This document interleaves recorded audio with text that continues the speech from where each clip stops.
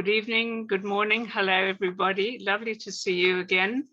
We're now up to number 74 of our COZ program, and we're delighted to have Mark talking to Judy Pinnolis.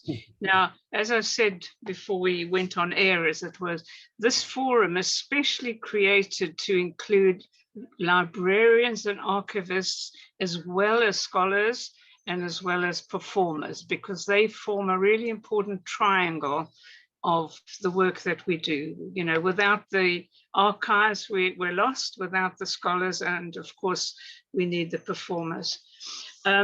Mark, as you all know, is everybody, as I said once before, everybody's favorite Jewish music scholar. He's always there, he's always ready to help, he's always ready to participate, to jump on a plane, to do everything he can. And of course, it's wonderful that he now has this great title of the Mickey Katz Endowed Chair of Jewish Music at the University of California, Los Angeles.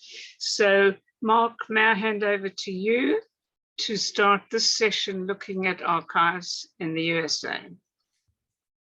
Thank you very much, Geraldine. It's great to have the introduction by you. I hope at some point I get to introduce you, since you are a co-partner in this project, and it is always a pleasure to work with you. And the other thing to just note is I'm also director of the Lowell MILKEN Center for Music of American Jewish Experience, which is really providing a lot of logistical support to make this forum happen over nearly the last 2 years, and many other activities. It's really with great pleasure that I introduce Judy Pinnolis for this wonderful session. In my time involved in researching Jewish music and all my activities, the backbone of what we do is the resources that we can provide. And I'm so happy to have the discussion led by Judy today with so many others of you that are here, Sherry Marant, Jeff Janesco, and others who are very involved in the building of archives, making material available. And this is really the new frontier for us, and something we're devoting a lot of efforts in our activities at the Lowell MILKEN Center at UCLA. And I know many other people are, and the more we can work together and coordinate, the better. So it is with great pleasure that I introduce Judith S. Pinnolis, who is Associate Director at the Library, Berklee College of Music, and the Boston Conservatory at Berklee, and is producer and host of the series Books at Berklee. She is also faculty at the School of Jewish Music of Hebrew College. Pinnolis is currently book editor for the journal Western States Jewish History.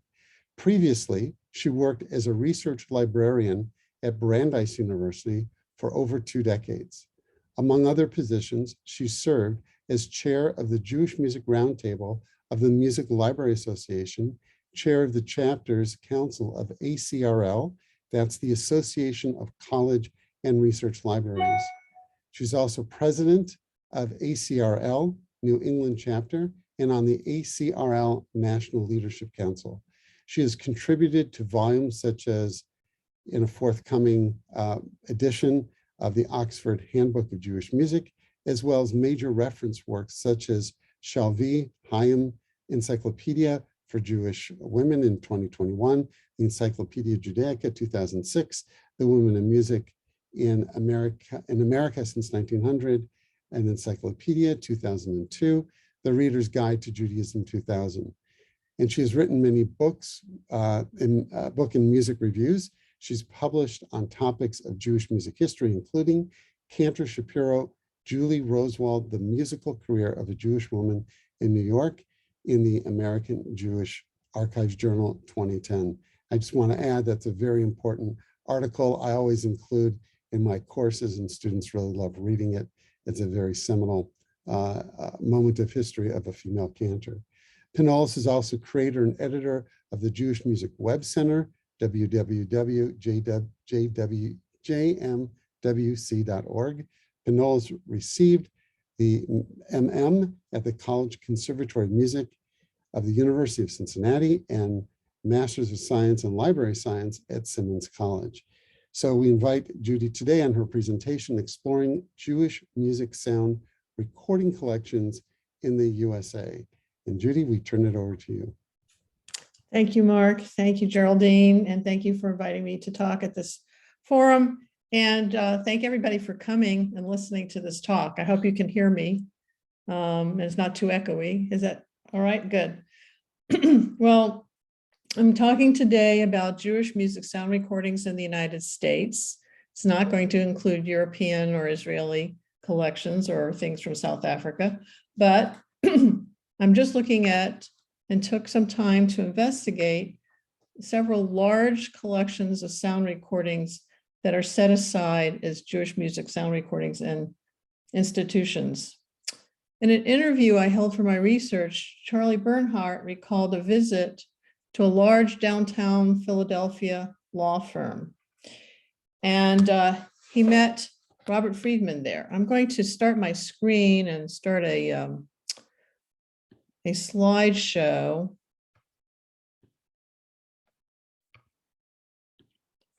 Can you see that now, everybody? Okay, great. So, and he and Robert Friedman, who worked as a lawyer there, began to talk about Jewish music. And Bernhardt recalls seeing hundreds of LPs in Friedman's law office that were there as he was transitioning his LP collection to a better location. And both collectors would wind up donating their collections to institutions. Robert and Molly Friedman created in 1996 with 3,000 LPs as an initial gift to University of Pennsylvania. And Bernhardt sent 7,000 LPs and 4,500 cassettes ultimately to the National Library in Israel in 2020, although he maintains an archive of over 500 two-hour recorded programs online. These men's stories are paradigmatic for collecting Jewish music sound recordings in the United States and perhaps elsewhere as well, in a process that often leads to the amassing of expansive collections over years. The collector becomes more than merely a consumer. The collector's obsession with finding more and more recordings often results in the expansion of their musical tastes, but often the deep interest is focused on concentrated in certain key areas or domains, such as Bob Friedman's in Yiddish and Charlie Bernhardt's in Chazanut. Some collectors manage to keep very good track of what they have. And we see here Alex Hartov and Louis Glenert at the Dartmouth College, where they have kept track and have online many, many recordings. Others, collections, sometimes they don't have complete track of the collections. This is a picture of Jack Saul, who donated a very large number of recordings. I'll get into that, to FAU, Florida Atlantic University. From there, the sound recordings collections take on new lives. There's Sherry. She's also contributed a large collection of 78s to Wisconsin. These sound recordings take on new lives, being often digitized and becoming part of the institution where they continue to grow. This seemingly common narrative does not account for the many deep complexities for the institutions or the resulting scholarship that they support and result. While the origin stories vary in slightly different iterations, essential patterns of collecting are repeated over and over in the United States. In this talk, I'm going to address the commonalities and unique difficulties Jewish music sound recording collections are for American institutions. And let's start at the first issue of inclusion. While each collector's focus is different, most have rather broad definitions of Jewish music. This eclecticism and fluidity of the concept through time and space allows the inclusion of myriad repertoires and genres. Yet specifying these collections as Jewish creates at the same time an in-group or exclusivity that seems to define them. As such, they represent a self-reflective value, designating any music declared by the collector of the recording collection to be Jewish. Such description mirrors the very act of collecting, which appears to be motivated by a desire to save or preserve a Jewish musical culture, to serve as an identity marker of the collector. While academic debates and discussions to define what is Jewish music have continued unabated, they are not key for the collectors. Their own internal sense of Jewishness determined inclusion in their collections, and each individual set the parameters and limits of inclusion. In general, many academic institutions have not a priori challenged the Jewish inclusivity of items amid these collections. In his 2008 article, Whither Jewish Music, Judy Cohen observed that Jewish music is, quote, a product of those who study it and assert their authority on the topic, unquote. This idea, in which Cohen described the outsized influences of musicologists and their agendas in the early 20th century, can easily be expanded to apply to sound recording collections. These collections are the products of their collectors and have already proven influential in steering the direction of research. Their influence over future intellectual histories will undoubtedly continue, and with similar outcomes as described by Cohen of the musicologists and their agendas in the early 20th century. And here we have a slide that shows a discography from a recent article in 2020 by Ari Kelman and Jeremiah Lockwood, published in Religion and American Culture. The title of the article is From Aesthetics to Experience, How Changing Conceptions of Prayer Change the Sound of Jewish Worship.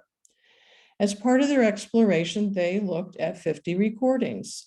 Most original LPs from their analysis, of those 50, 42 were accessed in online portals to Jewish music archive collections. And you see, I've outlined that there. This process of reliance upon sound recording collections by scholars has long begun, and the direction and future analysis and history of Jewish American music will continue to be heavily reliant on these resources. A comprehensive study by the Library of Congress by Robert Bamberger and Sam Brzezalski in the State of Recorded Sound Preservation in the United States noted that the development of a library sound recording collection from a personal collection is not at all unusual. Record and sound collectors often have sharply focused interest by genre, specific performer, and so on. Most of the people on this Zoom call are familiar already with the main collections I'm going to be talking about. So I'm not going to go into a lot of detail about the collections, but just to say briefly that the Jewish music sound recording collections follow this general pattern. We also see this in other collections that started as private collections, while Joel Bressler's is still held privately, but has been contributed to many CDs in Israel, but focused on Sephardi music, of course, we all know that. The collection of Emily Sen, who captured field recordings of Jews from Turkey between 1940 to 70, is now held at La Archivera at the University of California at LA. Benedict Stambler's 4,000 albums of cantorial, Hebrew, and Hasidic recordings were donated to the New York Public Library in 1967, at that time considered the largest collection in the world, especially focused on Jewish liturgical music. Some items went to the Library of Congress, and there is also a Stambler collection at YIVO, which includes field recordings of Hasidic music. The pattern continues even today. In 2017, we see another collection that became accessible, the North African Jewish Music Collection by Christopher Silver, professor of Jewish history and culture at McGill, who started collecting around 2009. And as of now, he has over 578s in this collection, which is available online through his Grammaraphone website. The United States Holocaust Museum, again, a highly focused collection which exclusively holds music created within a specific geographical and time span. The Memorial Museum focuses on song types such as concentration camp songs, partisan songs, and displaced persons songs. Their collections also encompass oral histories from Gratz College, which they digitized and made available. A small but significant collection with a similar focus, the Ben Stonehill Archive Collection, is now available through the Center of Traditional Music and Dance with original archival tapes. I believe those originals are held at the Library of Congress. Stonehill recorded more than 1,000 songs from Holocaust survivors in 1948 in New York City. Some larger academic collections, of course, are the work of professional librarians. The Harvard University Library Judaic Collection of sound recordings, as described by Violet Gaboa and Charles Berlin in a 3-volume catalog published in 1996, is mostly focused on Israeli recordings. I'm going to be talking primarily today about those identified as Jewish music collections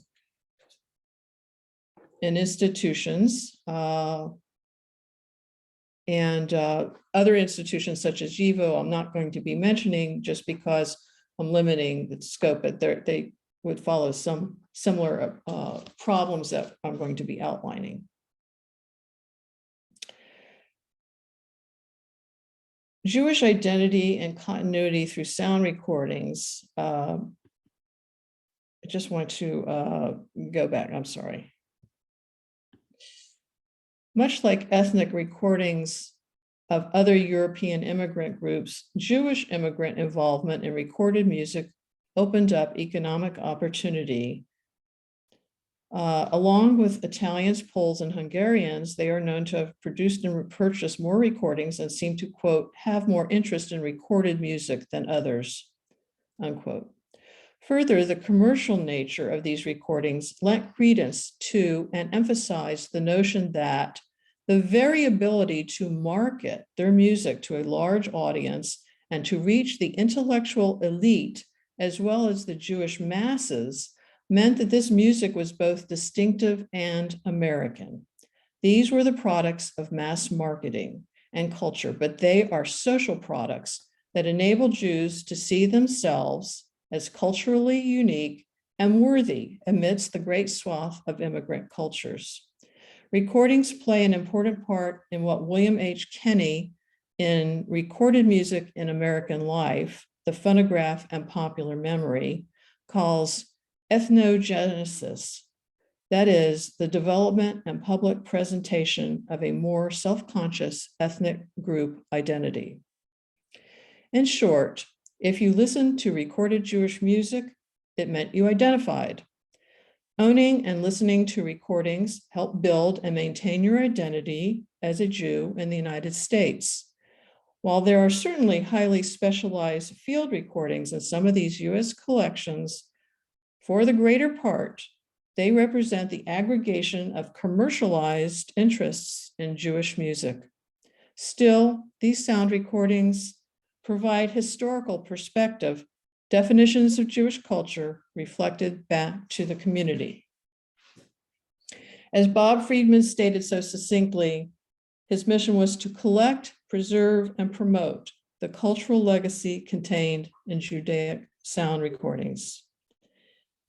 Roger Bennett and Josh Kuhn had an exploration of 500 LPs recordings in And You Shall Know Us by the Trail of Our Vinyl.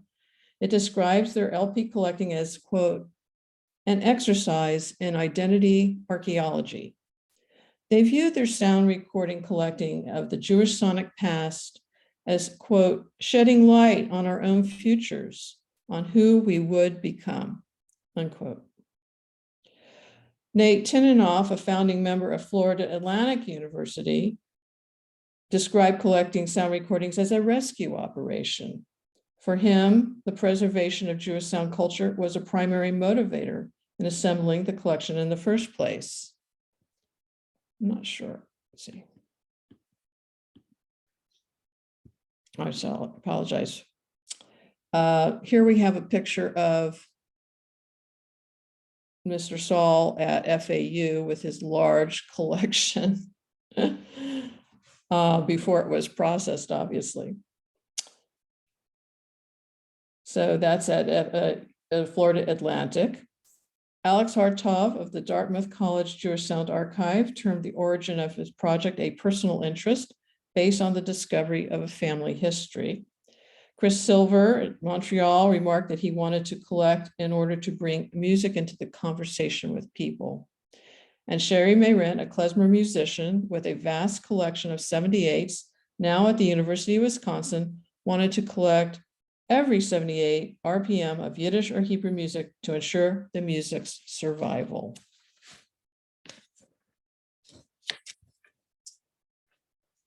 The scope of these collections is so massive that the materials themselves pose multiple challenges. One such collection, as we see here with the FAU, which started in 2002 with just 1,078s. A gift of 4,000 from the National Yiddish Book Center in 2003, along with other gifts, helped them grow. However, it was Cleveland furniture dealer Jack Saul's initial gift of 36,000 recordings that made FAU one of the world's most expansive Jewish music sound recording collections in breadth as well as depth. After his death in 2009, another gift from the family packed up in Cleveland and bound for FAU yielded an additional 24,000 recordings. So the Judaica Sound Archive had set out to welcome all recorded voice and music of the Jewish experience, such as Yiddish theater, sacred songs, folk songs, and klezmer. With Saul's gifts, this ambitious scope was made possible. Despite its huge size, this collection's major unifying principle with other Jewish recording collections is still constructed based on private collector. As of this past year, FAU had gleaned more than 60,000 recordings from which to choose its online offerings, making it one of the most significant Jewish music sound recordings in the United States, possibly anywhere else. And included in that, they have the Collectors Guild recordings from Stambler's collection. They have at least 2/3 of that collection. Now I'm going to talk about the issues as librarians see it. And that is bibliographic control and the things that come up with librarians. To lay it out very briefly, each sound recording collection has been individually cataloged in various schemes by these individual owners. For the most part, because of the size of the collections and also mostly lack of funding, many libraries have retained much of the original schemes and systems. Key Jewish music sound recording collections, such as those at Dartmouth, FAU, Penn, and Wisconsin, have succeeded in sustaining ongoing cataloging efforts, at least at some level. Wisconsin has particularly what I call clean cataloging. The libraries with the best cataloging include Wisconsin, Penn, and FAU. Many collections, including Dartmouth and others, have a sort of ad hoc nature of the cataloging in terms of library terminology, but use various non-standard orthographies in English lettering. There's in most of these collections, there's a lack of high-level indexing. In all but Wisconsin, there's a lack of authority files for names or titles. Wisconsin does include that. What this results in, very briefly, from a library point of view, is what we might call dirty cataloging versus clean cataloging, or in layman's terms, is a bit of a mess, although, trust me, I've seen worse. But it's a hodgepodge of resources with difficulties in identifying similar objects in different locales. Some libraries catalog at the item level, that is, individual album, CD, LP, 78, or what have you. Others at the track or band level. Even if cataloged at the track or band level, not all libraries include all the performers or artists for each of those tracks or bands. Some do, some don't. Names of composers and arrangers are spelled according to either the original record labels or to their own adopted transliterations or preferences of the original collectors. Standard orthography is not the norm.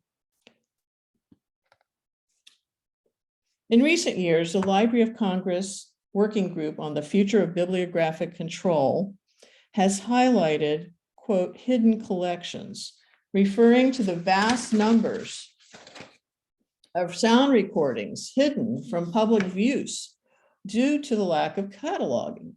Frequently, limited resources, money, prevent retrospective cataloging projects. These are necessary to make these collections findable and accessible. This may be the condition of Jewish music holdings in many libraries. The proportion of backlog and cataloging the collections in departments at other major institutions is currently unknown. Thus, the existence and scope of Jewish music intermingled in academic setting libraries may be hidden by being uncatalogued. In other words, there could be a lot more out there, but we just don't know where it is. In addition, those academic library collections with Jewish music holdings that are not as a result of the efforts of passionate individuals are often haphazard, sporadic, and unfortunately, frequently show a lack of understanding of the culture when they are cataloged.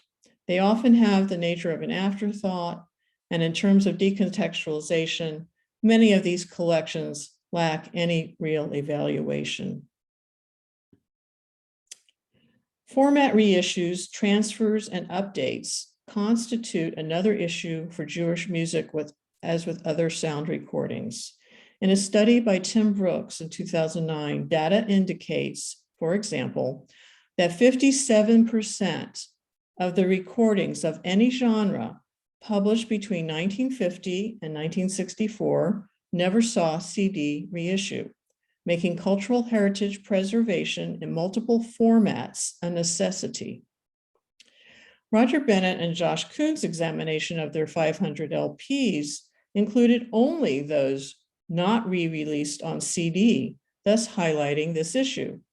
They assert that, quote, the bulk of LP releases didn't make the cut and were left to live out their years in their original forms, risking extinction with each move. LPs that stayed LPs and as a result drifted swiftly to the invisible margins of history, unquote. Digital recordings distributed over the internet, including radio, are not systematically collected for preservation, and this is certainly the case for most recordings of Jewish music. Anecdotal evidence suggests that thousands and thousands of easily made cassette recordings have never been re-released in another format. This is certainly the conclusion of some other major collectors, such as Charlie Bernhardt, whose cassette collection of cantorial music has proved rare and some items even unique. That cassette collections are often fragile and rare is echoed by Alexander Hartov at Dartmouth, who received a major collection of Hasidic music, which originated as cassettes made during community events over a period of decades.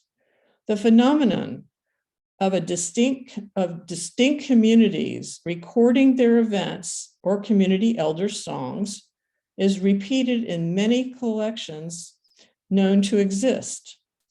Others are most certainly held in private collections under the auspices of Jewish communities. Homemade recordings such as amateur recordings at Reformed Jewish camps or the people who were followers of Shlomo Kalbach and other things like that. Fortunately, some of these rare items wound up in Dartmouth, although most are not maybe yet cataloged, I don't know, we can ask. Other amateur recordings are held in many aggregated institutional collections. So much of this material is in dire need of basic cataloging as well as digitization for preservation purposes and for dissemination and access.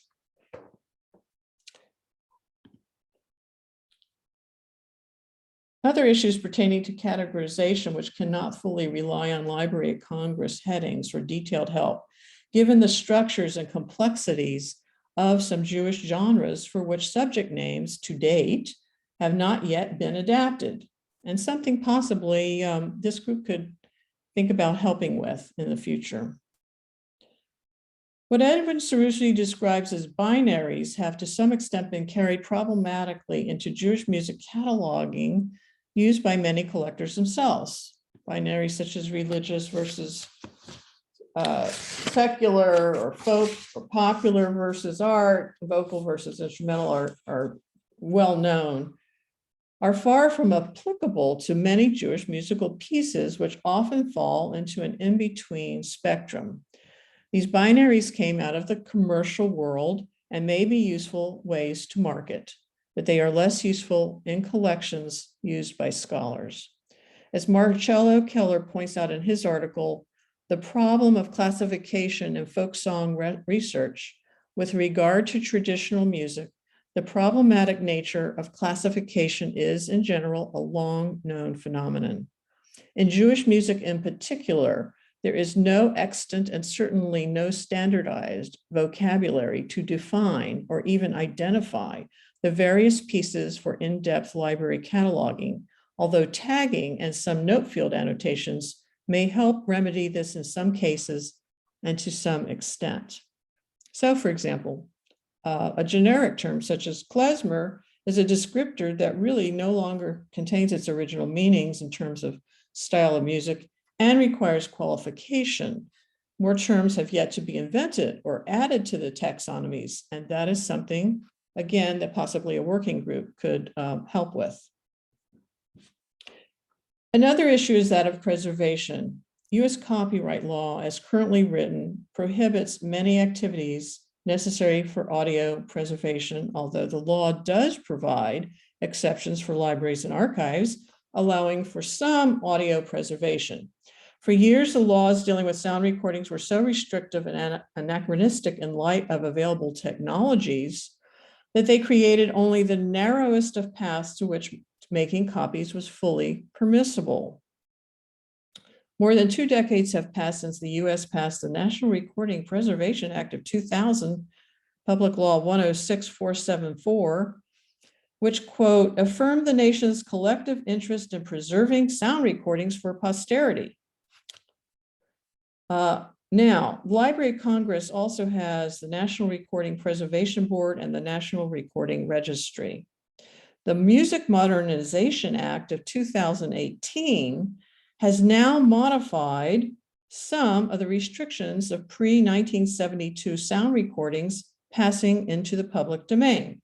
You probably recall that last December in 2021 marked the end of a transition period that allowed pre-1923 recordings to pass into public domain. And many of us heard on social media and the news a lot of hoopla about 400,000 items passing into public domain last December.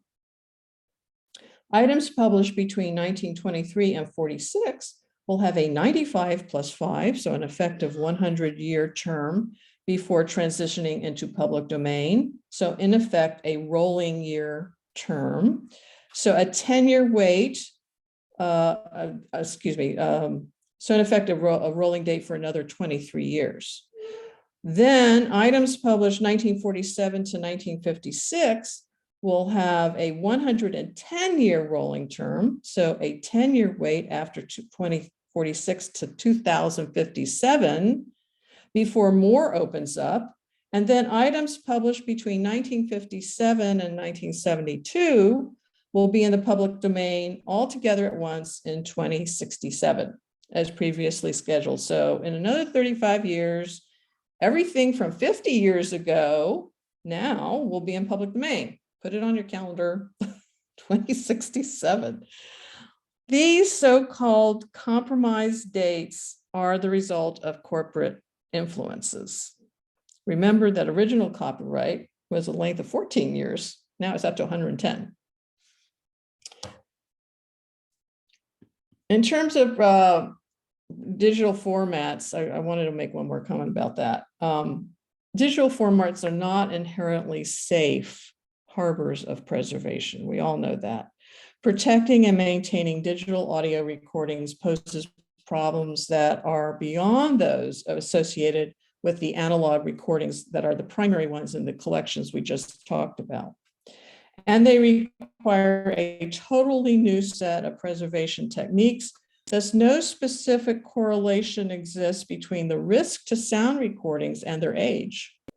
Recordings originally created in digital formats are actually at particular risk.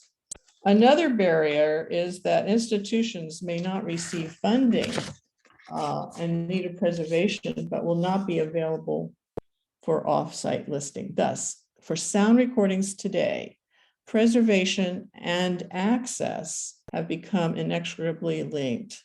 Those two things are going together because of funding issues. Another problem not told is that these recordings do not necessarily reflect the quality of the cataloging, the condition of the recordings, or their state of preservation. In addition, specialized equipment will continue to be necessary to play these many sound recordings, such as 78s, LPs, reel-to-reel, cassette tapes, and so on, some of which equipment is increasingly rare.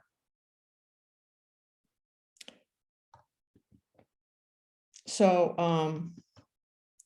I don't know why I'm going backwards now. Okay. I want to go to issues on authenticity of using the sound recordings for scholarship.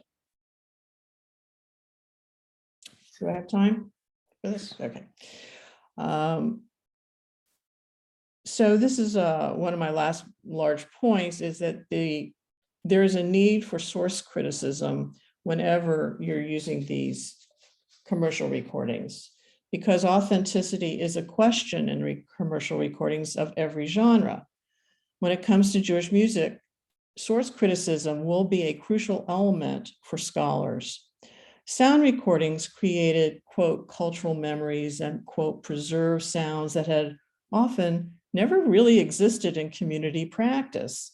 Cantors who had never sung in a synagogue with an instrumental accompaniment were recorded with organ or orchestra. Children's holiday songs and ditties were given lush harmonic renditions.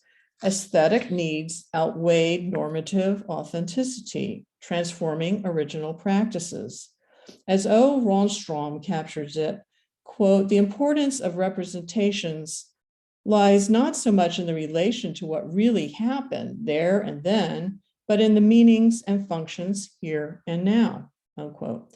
In the case of sound recordings for Jewish music, for many performing musicians, the recordings, became the historical record that encapsulates an authentic Jewish sound rather than a misrepresentation or a contrived or faux documentation. Using the commercially produced sound recording collections now held in academic libraries and archives to understand Jewish music or to do research holds many pitfalls. As noted above, presentation and interpretation of the music can give a false impression of style and performance practice. Most often, the use of contrafacta is not indicated in commercial recordings, and the origins of songs in general is often not indicated, frequently omitting even the name of the composer and assuming that a song is traditional. Attribution to a composer is a major issue, as many of people performing the music had no idea where or when the songs had been written. Synagogue music is especially prone to this omission in what Rachel Edelstein refers to as engineered forgetting.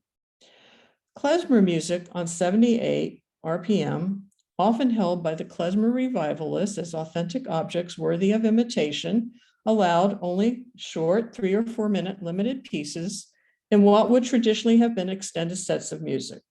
Of course, they understand that.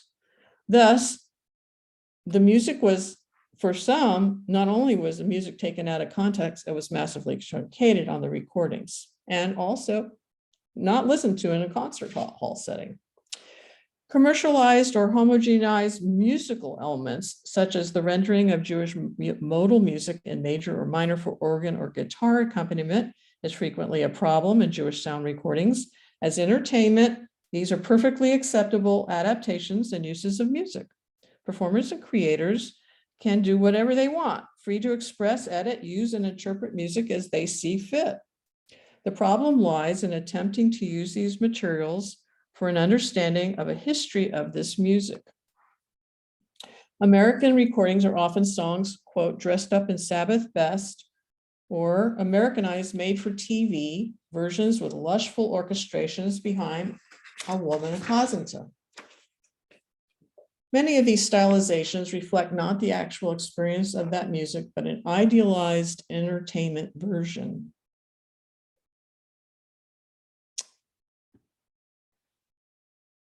Well, there's still plenty of pros for using commercial recordings. Number one, because it's what we have.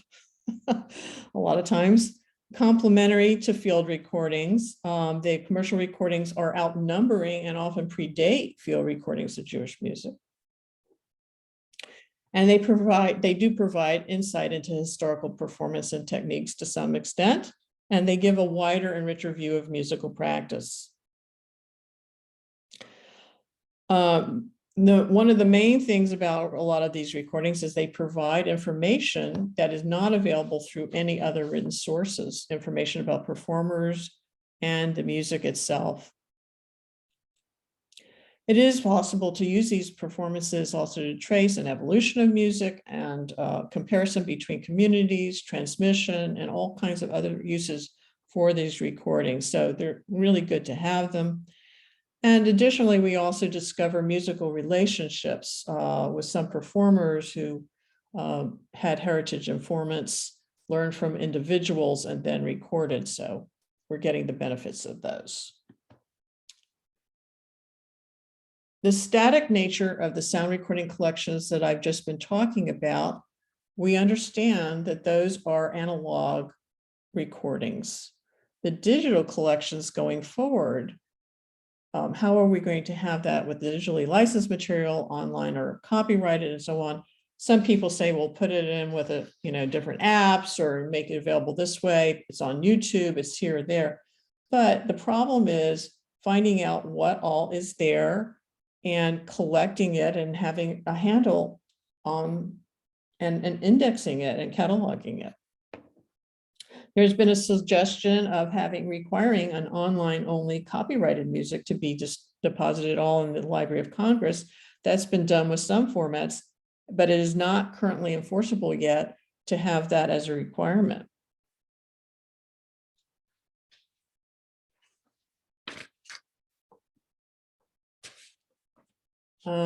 So how much is out there? The Heritage Health Index is a report that measures US collections. And currently, as of the last report, there are probably around 46.4 million recordings in US institutions. Those are the ones that are cataloged. Possibly an estimate I've created is between 500,000 to 1 million Jewish items held in various institutions, or maybe 1 to 2% of the country's holdings. We don't really know for sure how many recordings there are because there's no way to really identify duplications. Even curators give statistics based only on what they've already cataloged or digitized, not their entire collections and holdings. So there's no uniformity in the methods of enumeration for between different institutions for even finding out how much stuff is there. Until there's a better and more comprehensive way to assess Jewish sound collections in a more comprehensive manner and specific, the actual numbers are unknowable. We can only guess. And that is why I have such a large range in this estimation. So an aggregated database is the solution, and one effort being made now is with Mark Klickman is leading the way on that, is the UCLA MILKEN Sound Recording Project, which is starting as a digital humanities project, and they are creating an aggregated database from a few major collections and including in that the Spottswood catalog of Jewish ethnic recordings. And this aggregated database taken from 4 or 5 of these very, very large collections will give us a good idea about what is really out there. Now, what is this collection doing? Well, first of all, fields are being created, database fields pertinent to Jewish music. And there'll be more about that can be done in terms of genre and other things like that. It's creating a way of importing all this very different information with all the different kinds of cataloging by all these different individuals and libraries and putting it into one database. So the first thing that we're doing and they're doing is the regularization of data, cleaning up of the data, deduplication of data and information, even within the collections and between the collections. And that's a very large project right there. In addition to all of that, in order to be doing analysis, they're creating name authority files and hopefully at some point in the future, also title authority files. But the creation of VIAF compliant, and that is the international group that has these name authority files, this will really give the most comprehensive name authority files for Jewish artists, composers, and performers anywhere, larger than the Library of Congress, because it will incorporate, Library of Congress is incorporated in VIAF, just part of it. So for example, you'll have a name with a birth date and maybe places, and if it's available, they'll be able to identify that way as well. Title authority index, which would be built into this database structure, would be extremely useful. And it will be completely searchable in all fields. Multi-capable lingual capability, TBD, I guess. And it will be using digital humanities tools for analytical analysis of this information. My hope is that at some point it could also be ORCID ID and other sources compliant with names like that, so that they can be used for by other institutions. Some of the tools being used, these are just some of the tools that are being used by the database, and including these FAU and Dartmouth, Wisconsin, UCLA, all being, downloaded into this one database. So here's what some of the findings look like, and from when you use the software for analysis, and Mark can tell you a little, and maybe Jeff can also tell you a little bit more about this. But this is like a frozen search based on the Spottswood ethnic music recordings. And you can see that you can have how many tracks had the title of the track was Kol Nidre, or how many times was the title of the track Doina or Al-Chet or whatever. And then this other is a very interesting analysis tool where you can have the year of publication of the recording and see how many recordings are held in X collection by what years, which will be a very nice thing when all of the collections are aggregated to be able to do that. You also can go by artist name, who's the most frequently cited artist or how many times are they held. And some of them are very surprising. This is an example from FAU with title and artist track. And notice that, of course, we have to ultimately take out or identify things that are various or unknown, would have to be taken care of in order to make this, kind of more meaningful. But some of the names of the people who are the most, the most recordings that have been cataloged so far, for example, Benny Goodman is at the top there. That might not have been the first thing that you would have thought of. And here you see that Kol Nidre and Ave Maria are practically tied for first place there. So there's going to be a lot of very interesting things that come out of this once everything has been put in, all the data has been put in. This is very, very preliminary data based on, semi aggregated system. Here's an FAU. I call RSA because they recorded sound archive is the term they're using now, with, again, that chart with the years down here on this axis and the number of recordings over here. And so you can see they're all fewer than 200. But having several hundred items in any, these early years, you can see how old the collection is. Very valuable tool. And the MILKEN archive itself has its own analysis, which is quite in depth. They have the ability to not only pull out, say, all the things that were done by one composer, but the signing with their sacred and secular and different kinds of genres and formats, instrumentation and so on. Is it primarily a vocal composer or primarily an instrumental composer? What kinds of things have been recorded? Because this is a constructed collection, the MILKEN archive, where someone went out to create the collection and establish it, it's different than the other collections. And it'll be interesting to see applying these same tools to other collections that were just aggregated over, decades and decades. This is another detail on an artist analysis. And here you can kind of see a little bit more detail. What the MILKEN is doing is creating these stylistic indicators, which is a very interesting project in and of itself to determine stylistic indicators.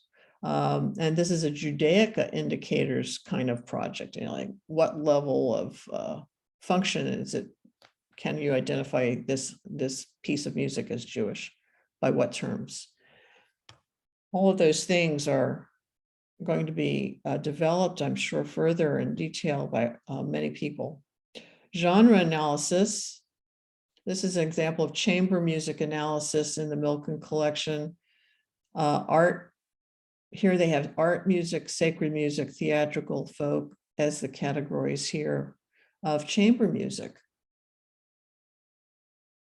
And just, again, some of the very interesting phenomena that you see of the years of composition, and just, looking at those when people were active and when this type of genre was popular in terms of being recorded. That'll be very interesting when we get the whole thing done too. Well, that's really my talk, and thank you for listening about that. I wanted to end with a little quote that Josh Kuhn had given about when in his book. He said, "What music can tell us about the past, how it helps us survive the present, and how it can help people imagine new futures." And I think that that's really one of the strengths of sound recording collections, is providing these resources to scholars to do those analysis for the future and help us understand, not just with scores, but with the sound recordings as it was captured at the time. So thank you a lot for listening. And I see there's a lot in the chat going on. So a big thanks to Judy for a wonderful presentation. And as you can see, the complexities of this topic are really quite significant. And the work that Judy has done to aggregate this knowledge and information and this snapshot in time is so significant. And in our project that we're developing through the Digital Humanities Center at UCLA, Jeff Janesco at the MILKEN Archive is a co-collaborator with this project. We've consulted with Judy. She's been a part of this project, and we're really hoping that in time we'll be able to share this information more publicly. So why don't I just spend a little bit of time talking about that project, and I think if Jeff Janesco is available, he can kind of show you how these interactive visualizations work to kind of give everyone sort of a taste of this.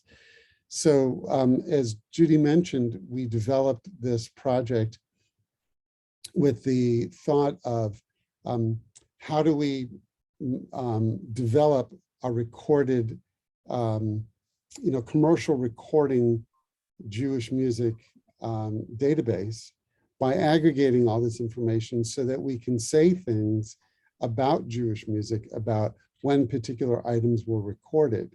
And in some of the analysis we found, you can see Kol Nidre is very, very high in there. And the other high things that we found totally with this entire aggregated collection on a very preliminary level are mostly Yiddish titles. We find that Roshan Kismet Mondlin figures very high. A lot of the standard Yiddish theater items are there. And then there are many liturgical things, liturgical items that figure high as well. So we're still developing this, and in many ways learning how machine learning works to develop that. And we're lucky that we have support of the Digital Humanities Center at UCLA. So Jeff, do you want to share with us a little bit about what visualizations are on the MILKEN archive website? Yeah, for an on-the-fly kind of thing, I can try. I can try to do that. I'm trying to think of the best place to start for that. I guess I could start maybe with one that that Judy was just looking at, the kind of the composer level. If we wanted to look at this composer Sholem Secunda, who I'm sure all of you are relatively familiar with. So presenting this project in full really probably takes the better part of an hour to really kind of explain you know, how we constructed all of these different categories, and you know, how we kind of dealt with some of the more fine detailed aspects of the analysis. But one of the surprising things that kind of came out of it was that once we applied you know, all of these different kind of analytical parameters to all of the pieces in the MILKEN archive, which was in the neighborhood of around 800 different pieces, Sholem Secunda somewhat unexpectedly came up as the most diverse composer in the archive, which was to say that he was sort of represented in all of the different kind of major genre categories that we came up with. I think this visualization here might actually be a little bit out of date because it's only showing him in 3 different categories. The other 2 categories that we created that are not shown here were. Jeff, do you want to just show how it's popular a live visualization? How you can, it is a live visualization. You know, I mean, can you demonstrate it? Like if you just clicked on one genre. Yep, I'm getting there. Sorry. So we actually created 2 additional, the 2 categories that are not here would be popular music and folk music, of which there's very little in the MILKEN archive collection.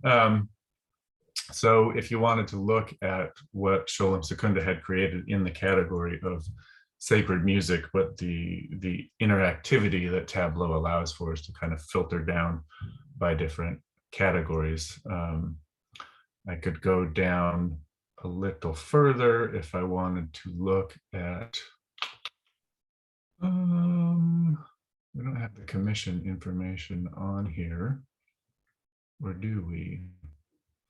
We did a series of linguistic indicators, you know, indicating which language or languages a piece was done in, which also allows for multiple languages. So if you have, you know, 3, 4, 5 different languages occurring in a different piece, we're actually able to indicate that. And sorry, I'm getting interruption here. We could look at the source of the text, you know. This was a modern Israeli poet. We have one particular piece of music that Sholem Secunda composed that includes a text by a modern Israeli poet. Yiddish theater, obviously, we have a much larger set of pieces there, but it kind of breaks down. So if you want to look at the profile of a particular piece of music, it will also, oh, it is filtering there. Kind of tells you when it was composed, you know, different forms, instrumentation, some of the different stylistic indicators that we applied to it as well. So we basically did that for every single piece of music that was included in the MILKEN archive. You can look at it by composer, you can look at it by individual piece, you could look at an entire genre, you could drill down to a particular year. Maybe I could do that real quick to show. Maybe go back one moment. I think this is kind of the most current version of it that shows everything. Oh, that was the other thing I guess I could share here, is that looking wherever we had the information for whether or not a piece was commissioned, I created a kind of typology of different types of commissioning institutions and that sort of thing. So if you wanted to look at, say, all the music that was commissioned by a particular, or not by a particular synagogue, but by a synagogue, that would filter it down that way. And then you can see over here, this is a list of every single synagogue that commissioned a piece of music that was or is included in the MILKEN archive. If you wanted to look at, I don't know, this is like the most active year. We have 26 pieces of music from the year 1951. We'll sort of give you a snapshot of what was happening in 1951. So there were, what, 3-4 pieces of music that were, commissioned. Of those 26, these are the different types of institutions that were commissioning. Apparently there's a handful of pieces that have text. I'm not sure if we can filter out. Oh yeah, this is showing you whether it has the text or not. And the different composers. So we could go to someone like Ernest Bloch, and we have, oh, this is, I think, showing you maybe everything that Bloch has done. Sorry, everything that Bloch was commissioned to do that is included in the MILKEN archive. There's lots of basically different ways to skin the cat, as it were. Is there anything else you wanted to, Mark or Judy, you think would be useful to look at here? I think that's great, to give people a sense for what this particular tool, Tableau, does in terms of the interactive components and how you can look at the data in many different ways. And we're really just at the beginning stages of building this, and this is sort of a direction we're going in. So I'd like to maybe turn to some questions in the chat and other questions that people might have. And Judy, if you had a chance yet to scan the chat, but people were asking questions about using Russian and Cyrillic and other languages, and maybe that might be an interesting thing for you to discuss. Well, pretty much any language, if you have a library catalog system that can handle, languages, Korean, Chinese, Japanese, they handle everything these days. Cyrillic is not an issue. Transliteration has been standardized by the Library of Congress. Now, someone asked in the chat, I think also, that kind of brings up about transliteration in general. The way that things work in terms of standard libraries in the United States, academic libraries, they're probably going to be going with Library of Congress standard orthography or transliterations of titles. So you'd have the original Cyrillic, or you'd have the original Hebrew, or whatever it is, but also you'd have a transliteration of the title, and often a translation of the title, depending on the cataloging system of which library it is. And those are kind of codified, if you will, within cataloging systems by, librarians and catalogers, metadata librarians as well. And the differences, and you can read a good article about it, Miriam Chaya Siegel published in 2021, I think, and I put up an image of it, but she did an article in a journal that discusses all the details about the Yiddish transliteration issues, and also that the YIVO has slightly different transliteration orthography than Library of Congress.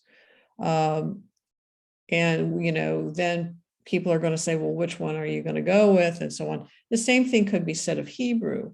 Many people choose their own or a non-standard, not the standard Library of Congress transliteration for Hebrew.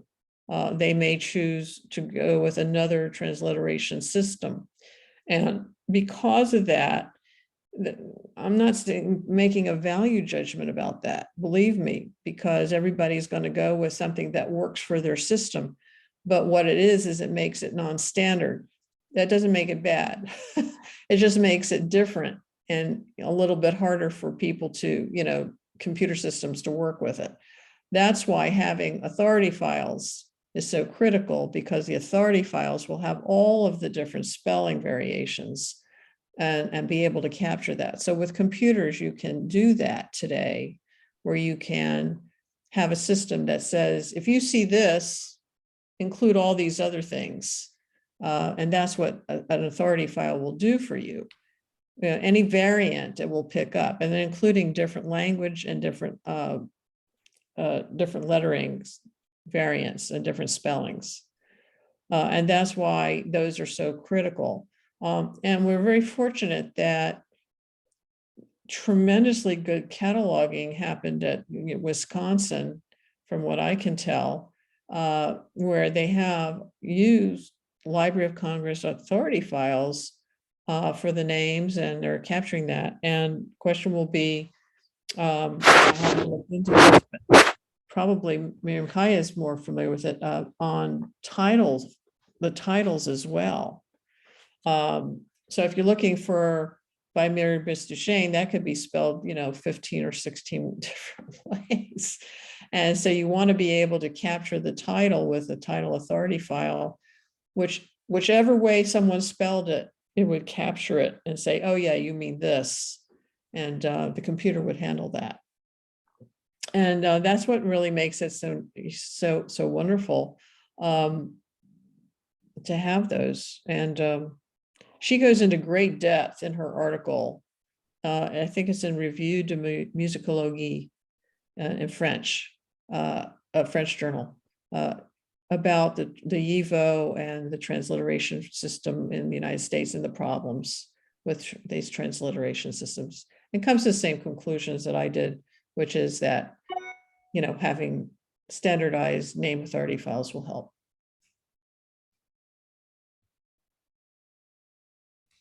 So there's a question posed by Malcolm Miller in the chat, Jeff, that's directed towards the MILKEN archive attributes. Do you want to comment on that? Sure. So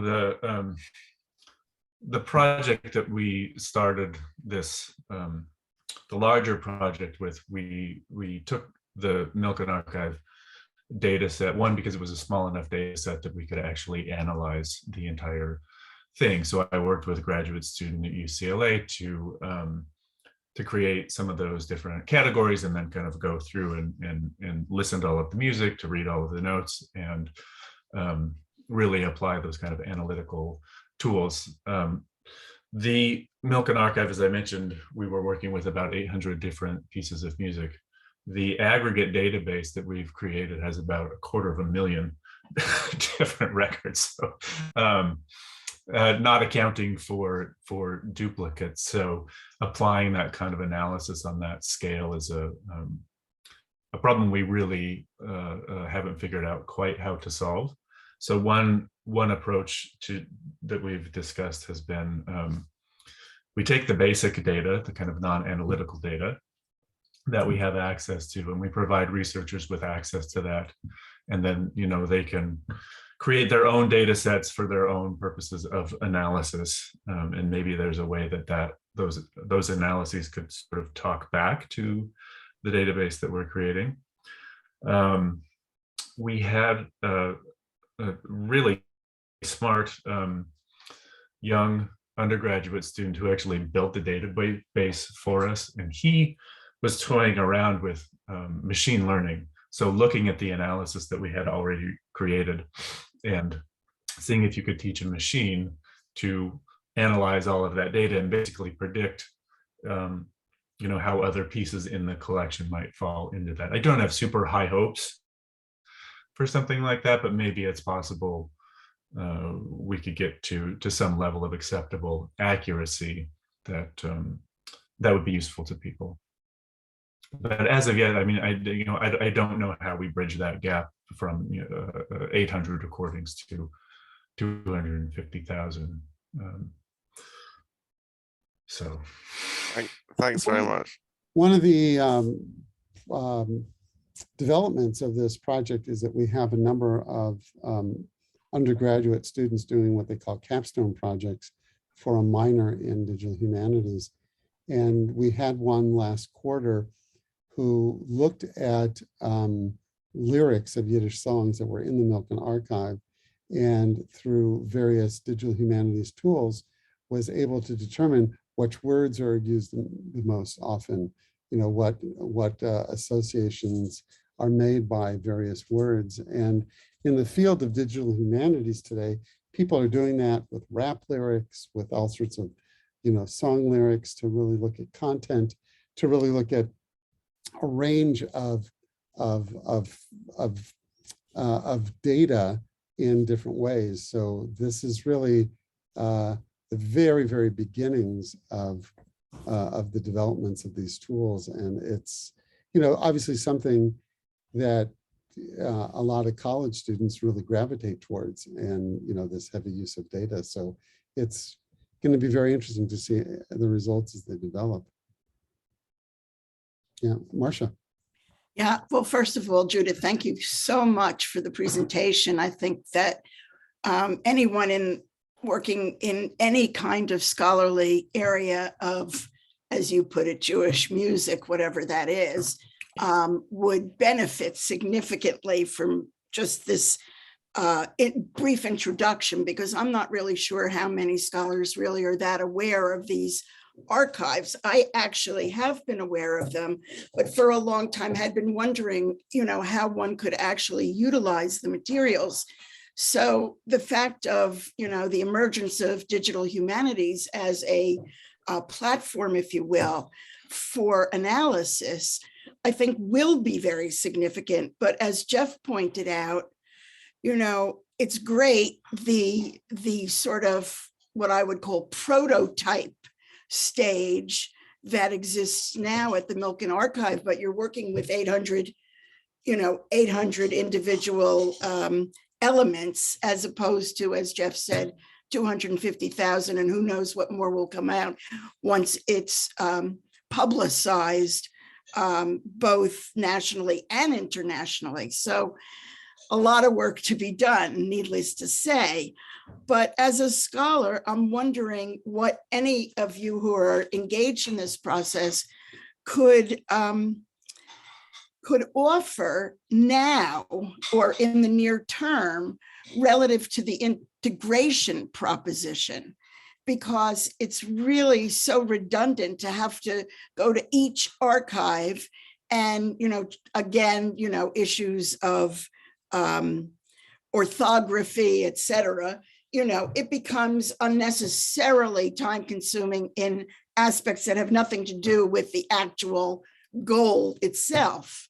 So I'm wondering if any of you could project really in a meaningful way a timeline when the basic integration of those archives that you spoke of today, Judith, when that might be accomplished, with or without all the levels or gradations of these fine tunings, I'll call it, that the information systems will allow for. I don't think I can give you a timeline, but what I could say is this, that a basic integration, not all the different fields that Jeff talked about with, genre type and all of that, which is going to take a long time. But, just sort of what pieces are out there and where are they? So if you could search, I guess what a person like what you're describing is interested in is there a database that just sort of has a list of all the music, and you can search one database and then say, oh, it's here, and here's a link to that, and oh, it's here, and there's a link to that. That would be like the ideal. And we're all, have been using vendor, databases in academic institutions, and we're pretty spoiled about how easy it is with the indexing and so on to be able to have these aggregated databases. I mean, we all use them in academia all the time. Right. And this is the first attempt ever to have an aggregated database in Jewish music sound recordings. Now, you can go to WorldCat today, and it's a database that exists that has listings of sound recordings. The problem is Jewish music sound recordings are held in archives, which are not cataloged in Library of Congress WorldCat. You get other library holdings, most of which are kind of these miscellaneous kinds of pieces of music. So this is why this project is so crucial and fundamental, because you're taking both libraries and archives, which categorize things differently and holding them differently and index them differently, and have different systems that don't talk to each other, and trying to put that data into a single database that could then somehow figure out, and be searchable at some level, let's say artist name and titles and things like that. So yeah, it's a huge project. And I have to tell you that when I talk to librarians about, learning about these processes, there are other libraries that are interested, other large collections that are interested, but they want to see the progress first. It's going to be a process. And if you think about the fact that, Friedman's and FAU, how many years that were they working on just cataloging what they have, 20, 30 years or something like that. So, So I'll probably be long gone by the time it's ever completed. I don't have a time deadline. I don't have a timeline. But I appreciate and admire the effort. And I'm wondering, just in terms of kind of the basic organization of the effort, have all the archives you mentioned today, have they been offered the opportunity to buy into what you're doing, and have they agreed to buy into, so that at least for this amalgam of what's known and available at sort of the most high level, not so drilled down, but at the most high level, has anybody agreed to that yet, or have you even reached out? They've all contributed their data. They all, the buy-in at this point has been that, they've very graciously agreed to provide us with their data sets. And I want to thank Alex Hartoff, who's on the call here, because he's one of the several who who provided us with that data. Not only did they provide data, but there's no reason why, say, when we get all these name authorities, that everybody can't put them in their own database. Right. There's no reason that they can do that. Right. The best way to characterize this is that we're at a very early stage. I understand that. I get it. Yeah, it's the beginning. Yeah.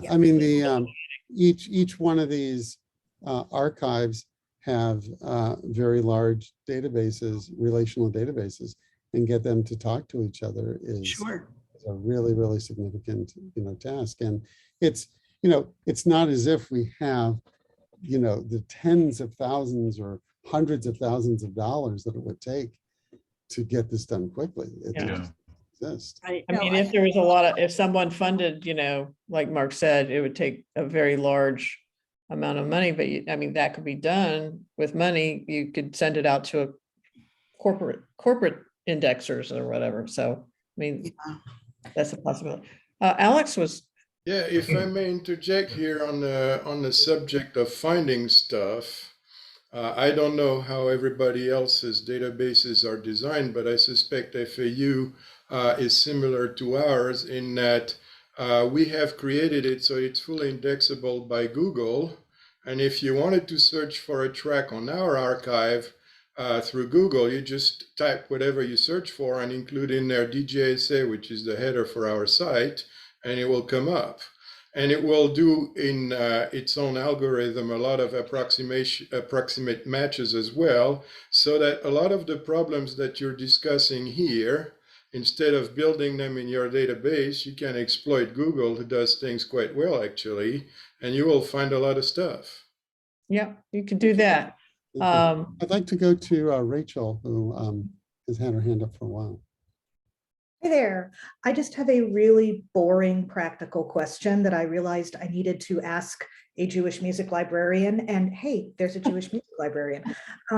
Every now and then I get emails or calls, or somebody at my synagogue comes with a big smile and pokes me and says, there's somebody who has a whole lot of stuff like CDs or tapes or whatever, and they want the they can't store the collection at their home anymore, and they want it to go somewhere that isn't the landfill. And I'm wondering if you as a librarian have any advice about what I can tell people in this situation. I tell them to call Alex. I do too. He's the one who takes everything. So Alex, you're the person. Well, I don't know if I'm the only one who will take it, but I never refuse anything. But A lot of the you'd know where to send it. Like these are named collectors. This is like a synagogue that has a whole bunch of stuff in its library and needs to get it out because it's a fire hazard.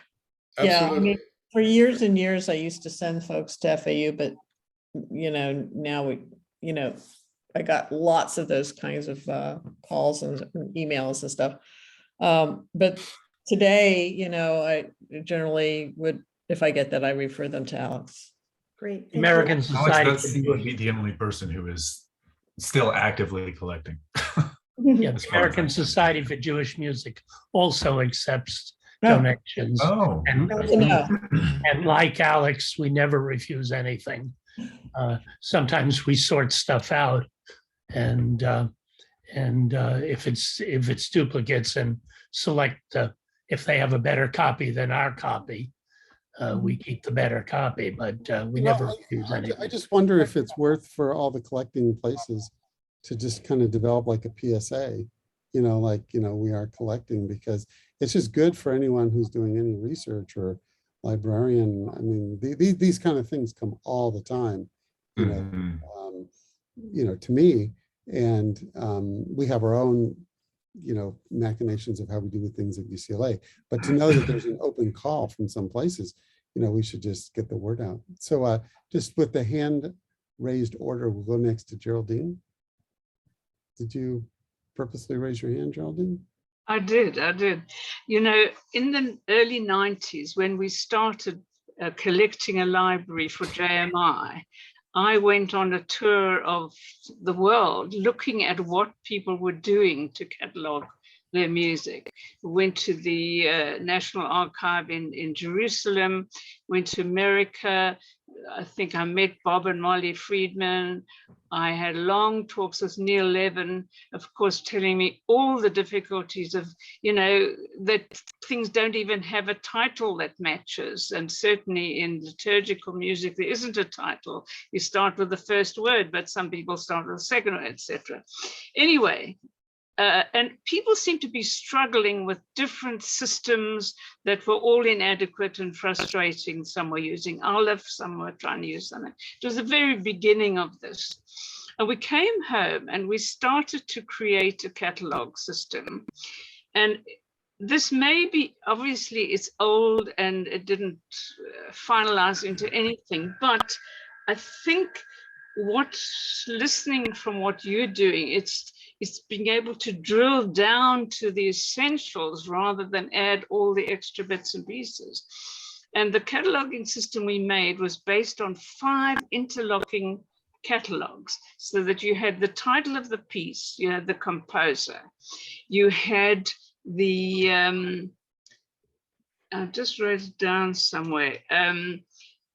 The artist, the ensemble, and the recording company. And you could look up the same piece on all those things. So you could find that, and then it was extrapolated. So you could have a biography of the composer, you could have something about the ensemble, the group, etc., the dates. The problem with it in the end, that it was organized by us, by Gregory Schechter, who was brilliant Russian clarinetist, but really had a grip of what this was about. And then he suddenly left and all the codes were in Russian. So it was impossible. I'm sorry. This is not atypical. This is very typical. And it was just impossible to get somebody else to carry on.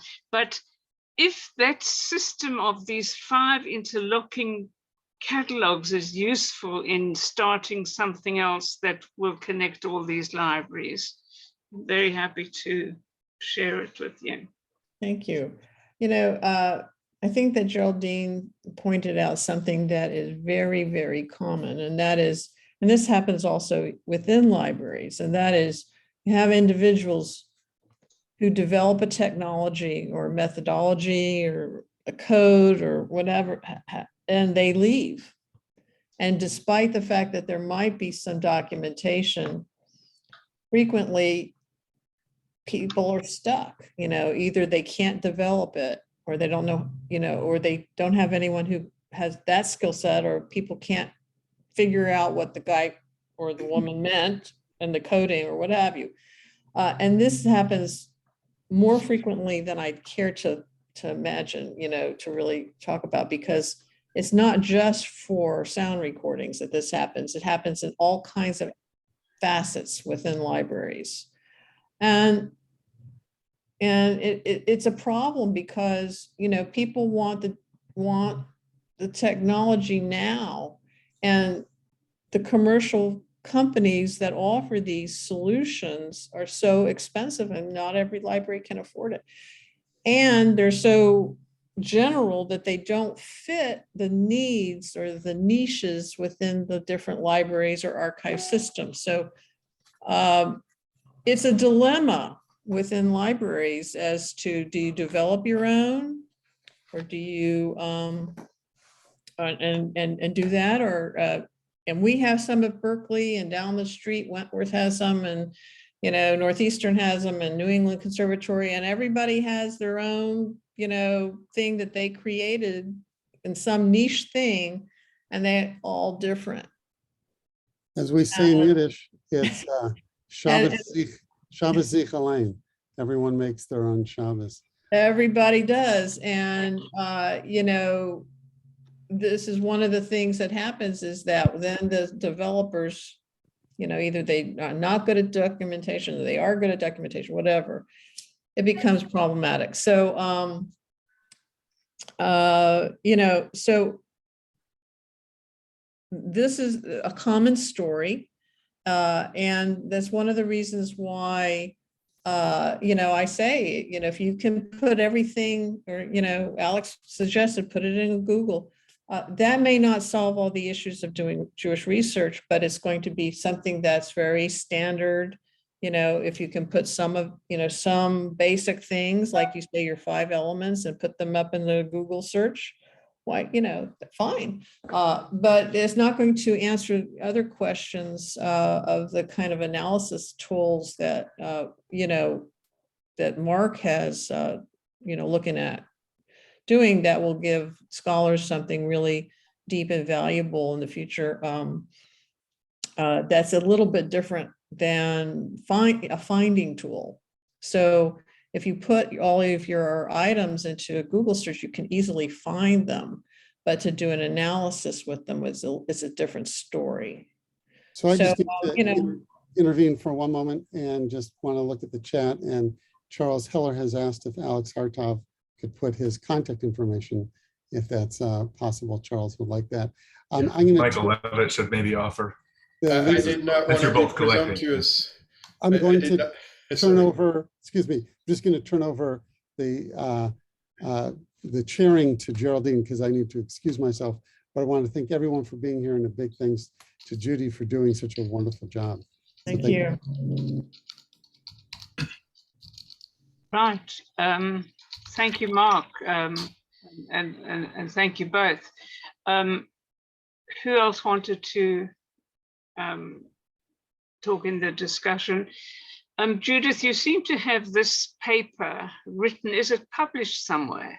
It's going to be published, I hope, but I'm waiting for peer review, and so it's not out yet. I see. Okay. Maybe a little bit even longer than this, but it's it's a paper. But again, probably by the time things get published, they age a little bit. Well, I'm willing to publish it for you instantly if you like.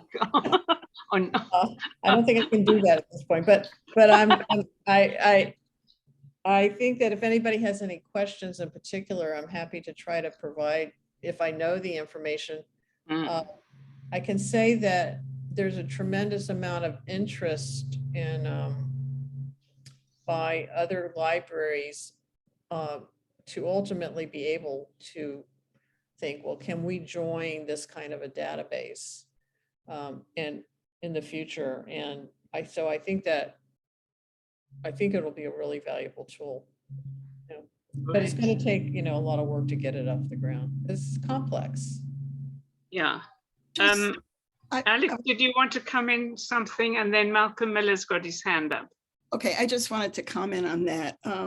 One thing I was thinking was, well, first of all, Judith, I'd like this citation, maybe you can put it in the chat, of the Kelman-Lockwood article. I asked about that at the very beginning, but I guess it got lost in the shuffle of so many other inquiries.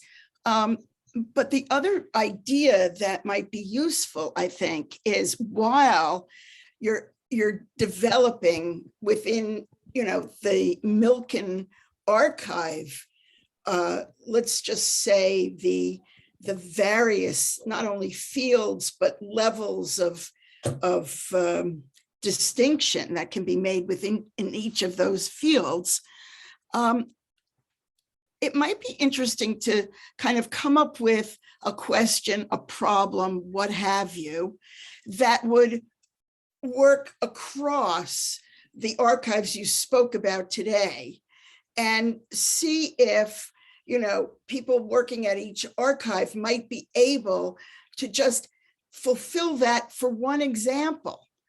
And then that would give some insight into possibilities from another direction of what could be, because I get the feeling that what was presented today is, this is it, this is the prototype. But what occurred to me is, you really, if you work on that basis alone, you're risking drawing erroneous conclusions, because you'll be drawing conclusion based on a population of whatever it is, 800 items. And somehow I think if you could find one way of looking, even the Shalom Secunda example, of just taking one composer and just working across these archives to see what it produces in terms of, are there any patterns that you see, that by having 90,000 items, is there a correlation in the number of recordings of Shalom Secunda, which may be only true for Shalom Secunda, may not be true for somebody else. So there's that fine tuning, you got the vertical, and then there's this horizontal sweep as well. I thought that would be useful short term to have that, because you can learn some things from that. Well, I just want to say that I think that the things that you're concerned about have been thought of by Jeff and Mark and the people who are working at the MILKEN archive, on their collection, that the way the database is constructed will allow for all the concerns, to fulfill those concerns when the data is put in there. The database is going to have it has a very significant open structure that will capture this, when the data goes in, it will capture these different elements that you're talking about and be able to I think do. one of the Yeah, Jeff, go ahead, because Oh, I was just saying, I think it's a really good idea to start actually getting some of the folks who gave us these data sets to start contributing to some of the analysis, as Marcia's suggesting, I think, and Judy knows about this process a lot as well. I think the big thing we need to do first is figure out how many unique records we have, because there's a lot of overlap between all of these different collections. They have a lot of the same things.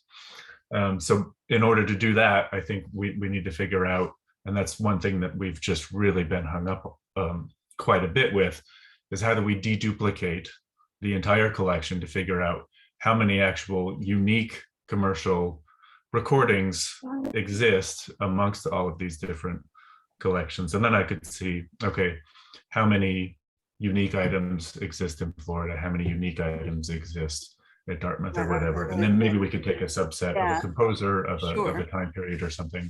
Yeah. It's a good idea, but again, data is just messy.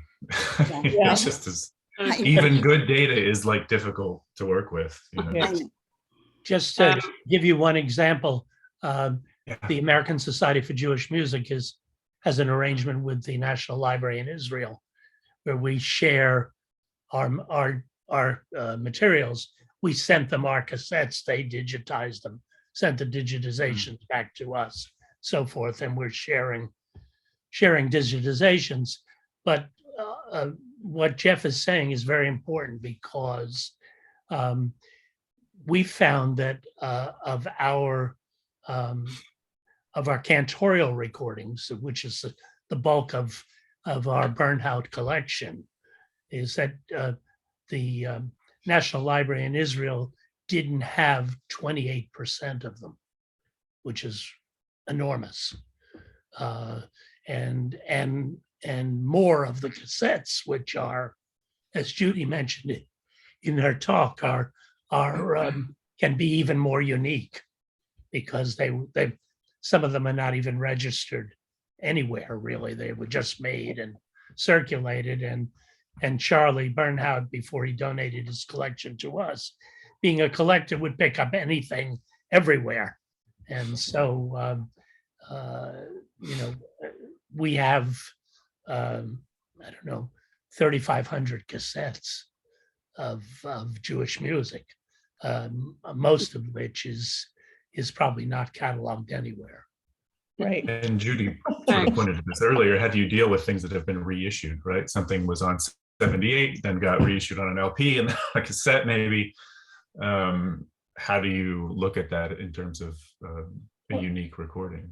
Because it's one single recording, but it's also important that it was released 4 different times or 4 different times. Well, I mean, even look at Naxos label that has the MILKEN archive. When you get the CDs of Naxos, whatever piece of music it is, and it goes online, it doesn't necessarily exactly line up with how they organize it online by CD as what the actual CD is, for whatever reason. It's not 100% exactly the same thing. So, and that's a modern collection. And tons of stuff is licensed. And I mean, we do this in the MILKEN archive. I mean, we've licensed recordings that already existed and re-released them, under our label. So there are lots of. And the question is in library, if you have a book and there's a second edition, it's a different record.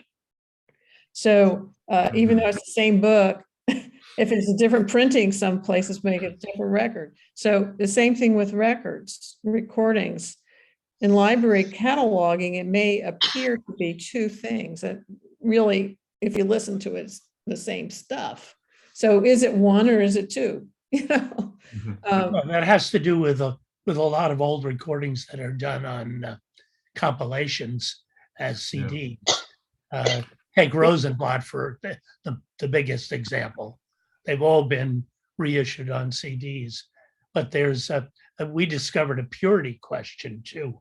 And the purity question is, at the Center for Jewish History, they do not wash the records before they digitize them, because then they say that it's not the original record, but of course it is. But there are nuances like this that exist all over. But compilations are the most difficult to do. I'm sure Alex has come across this many times. Yeah, I've seen that many times, as you said, and what I do when there are recognizable differences, for example, Israeli versus US, or even sometimes Argentinian printings of the same thing, I make them separate items in the collections, even though the sound is identical. Track list is the We've same. been doing the same and cross-referencing them. Yeah. If it's a compilation to the original recording, if we can. Yeah. And the other thing is, if something's digitized, you have the kind of digitization where they just digitize exactly as the original 78, whatever condition it's in. And then you have the kind of digitization where they take it to someone who can kind of clean up the sound and make it more acceptable. You don't hear the scratches and everything as much, and it makes it easier to listen to. And those are two different ways of digitizing. And then there's also the digitizing, what they call preservation digitizing, which is at a different level of than, say, something you just want to put up on, the web, just for letting people listen to it. Actually, just on that note, what you're talking about, Judy, about this digitization of the historic recording. So you have a physical object, let's say, which you're digitizing, and then in terms of accessibility, first of all, you talked about storage earlier on, and the issues of digital storage. Do you advocate then that one has to always keep the physical objects? Is that part of the preservation? And then in terms of accessibility, you mentioned that having special machines, for people to go and you have to hear the things. Instead of accessibility of those things, is once you've digitized it, you sort of have the access through the digital format rather than the original. Right. A lot of libraries, what they'll do is if there's a 70, if there's a 78, they digitize it and then send have a link to the file, the digital file for the students to listen to. They're not going to allow the students to listen to this, handle the 78s or whatever, if it's a rare recording. So it really is the purpose of what is the purpose of the access. And as it would be like if you have a great manuscript, and old manuscript, they digitize it so people can see it, but only a few limited scholars get to actually handle it, go in and actually handle the real thing. And it's that kind of thing, distinctions that are made in different libraries depending on what they own and how, what if it's an archive or if it's a public collection or what have you. Yeah, I think in terms of, let's say, a manuscript, you would never dream of sort of chucking the manuscript out after having digitized it, unless it happened to be destroyed in some terrible other scenario.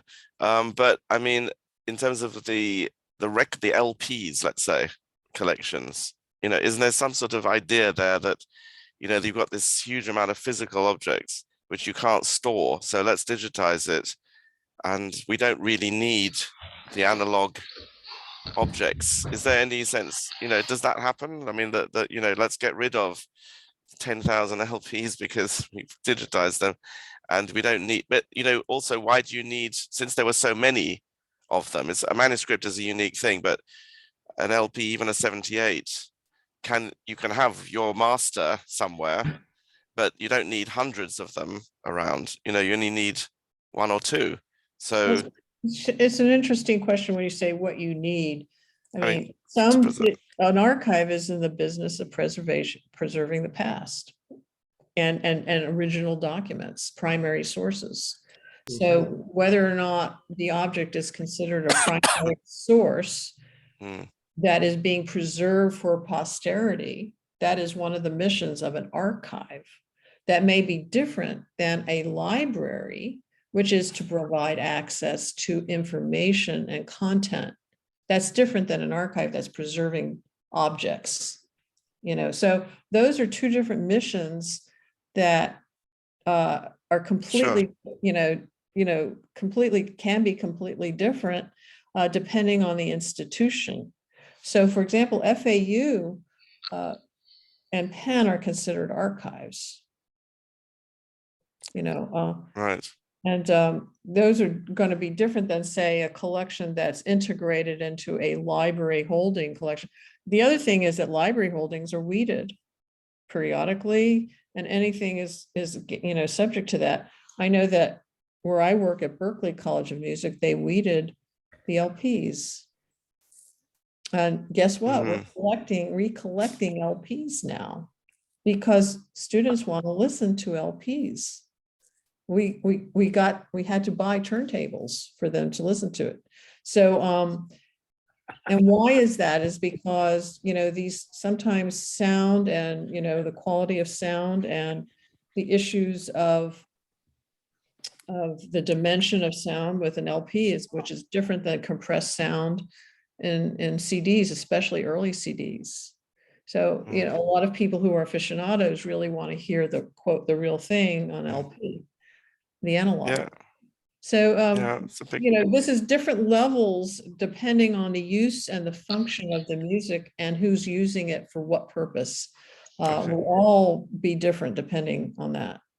I had actually have one more question. Could I ask if it slightly goes back to another issue you were talking about on the digitization, on accessibility, and that is YouTube, because in terms of resources that people use, YouTube has become a major resource, but it's totally uncatalogued, and where does it fit into this whole narrative? I'm not quite clear because, it touches on everything, but is it just what do you do with YouTube in terms of all these categories? Okay, so first of all, there's the issue of the quality of sound recording. Yeah, sure. And that goes without saying. The second thing is that there's so many people who put things on YouTube, and you can search for them if you're not spelling it right or whatever. I mean, honestly, some things just aren't easy to find. Some things I know exist. I try to refine them. Sometimes it's a little hard to find. So there is no particularly cataloging or something like that. It's not like anybody's downloading Jewish music, just everything they can find of Jewish music on YouTube. And I suppose what I was thinking of a particular scenario, let's say a choir, a chorale, a Jewish choir, let's say they have a concert, they have commissioned a new piece by a composer, setting of a psalm, something like that.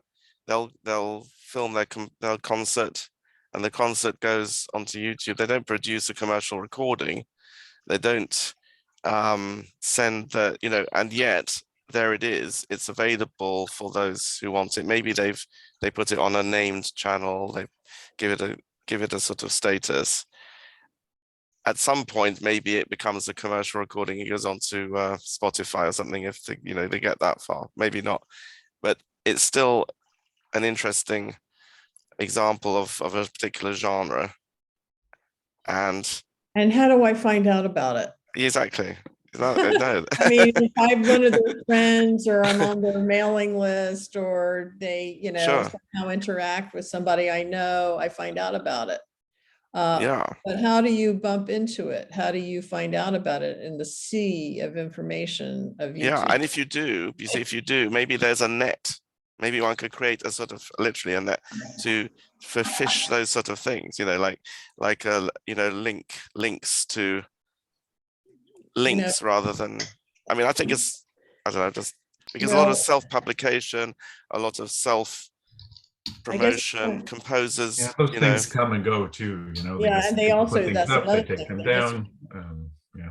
So 25 years ago, you know, we tried to do that with the web, right, Geraldine?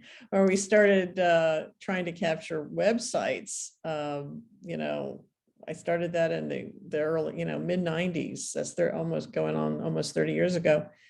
And just Yeah. can't keep up with it anymore because there's so much. But things are ephemeral. They come and they go. And the maintenance of keeping such a database is so dramatic. You know, it's practically a full-time job if one were to do it correctly, which is why it isn't getting done correctly. But I just thought I'd it's the just same throw thing it when in. YouTube is like tenfold that, or you know, even more. You know, because anybody can publish whatever they did.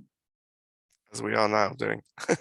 You know, Right away. and finding, you know, here's the other thing is, you know, one of the things that libraries do that people don't think about is libraries vet information, books, recordings, things like that. They say, this is worthwhile for our group, our constituents, our stakeholders. And you know, YouTube is unvetted. And go around and look for, let's say you want to have a particular piece of music and you want to find a really good recording of that on YouTube. You have to listen to everything and see what, you know, if it's any good. You know, and you can go through, you know, a couple of dozen things and not find a good recording. Because it's very hard to do, you know, to find really good quality of the kind of thing that you want, if you have something very particular that you want. And that's something that libraries provide as a service that people just don't really recognize or think about. Well, I know your librarianship is excelling and sort of sending people in the right directions to find the right whole thing. sources. Yeah. Anyway, thank you very much. No, you're very welcome. And thank you for your questions. Those are good. It was such a nice overview of this really sprawling and difficult to contain field. So I've talked to you about your research a lot, but hearing it all within the scope of 45 or 50 minutes was super helpful and very interesting. So thank you. Thank you. I'm glad it was helpful. It's been wonderful. Thank you, Judith, so much. You know, it's a never ending and always expanding subject. And, you know, you have to run to try and catch up with it. And so thank you so much. It's been a wonderful session. Next week, we've got something completely different where Phil Alexander's talking to Alan Byrne about the Megillah von Weimar, the Esther for the 21st century. So there's always something fantastic. And maybe, Judith, if you email me some URLs of these collections, I can send it out to people and then they can have a look. I think I put the citation for the one of the Kelman and But email it to me because we lose what's in the chat. You see that? Okay. I'll email it to you. Yeah, and I can pass that on or put it on the website. So thank you so much. I'm really glad you've done this. I've always been a fan of your Jewish Music Web Center, which is unbelievable. It certainly was. and I would say out of date now, but well, it's a huge ambition, and I mean, things multiply so quickly. How can you keep up? So, but it was a wonderful idea. If anybody hasn't seen it, just go to the Jewish Music Web Center, because just try to collect everything about Jewish music. You know, Malcolm, this is something where she's tried to be a portal for whatever, whether it's study, whether it's concerts, whether it's group, whatever. So it's been lovely to have you on, COZ. And Jeff, nice to see you too. Malcolm, as ever, for your original suggestion of this whole thing. And thank you very much, and see you again soon. Take care. Bye-bye. Bye-bye. All right.